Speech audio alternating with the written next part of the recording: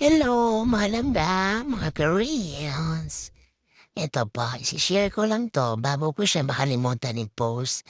Sobrang busy po kasi hindi ko na po ma-accommodate lahat na mai-post ang mga ganap ko nung last week, Saturday. So ito, kumakain ako ng balot. Tingnan niyo naman, sarap na sarap ako. Enjoy na enjoy sa pagkain. Kahit medyo pricey, sinulid talaga namin yan ni Cherry.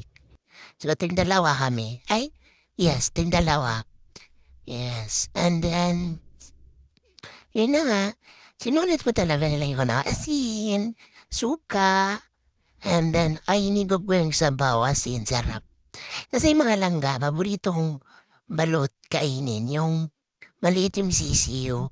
Hindi ako kumakain na nakikita ko pa yung mga balahibo at saka yung uso ng yung sisiyo. Yung nakikita ko na parang magiging sisiyo na siya, hindi kumakain ng ganon. Gusto ko yung yung wala pa talaga, as in baby pa. Yun, yung tinatawag nilang balot sa puti. Yun. So, na-miss ko yun. So, ang sarap pa, in fairness. Fresh talaga yung balot nila. O, di ba, parang nasa Pinas lang ako. Oo, sarap na sarap akong higupin yung sabaw mga langga. Wala, na-miss ko kasi talaga din. And then si Cherry, isa din yun, nakadalawa siya. Ako din, dalawa din yung kinain ko. Hindi ko na siya kinain yung parang hard na part dyan. Kinain ko lang yung, yung may sisiyo na maliit pa. Tsaka yung iba, tsaka yung sabaw. Pero yung hard part na hindi ko na siya nakain. Oh, pero sarap talaga as in. Nung enjoy talaga kayo langga.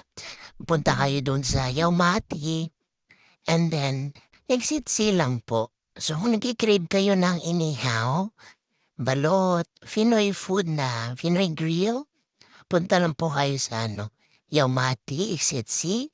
And then, hanapin niyo po yung Temple Street.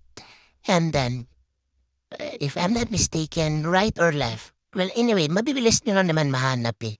Mahanap niyo kaagad. Kasi, siya, sa side siya, makikita niya na kaagad yung Island Grill, Tambayan. Yan. So, ayun lang ga. Thank you kasi, sinabayan niya ako sa aking pagkain, balot.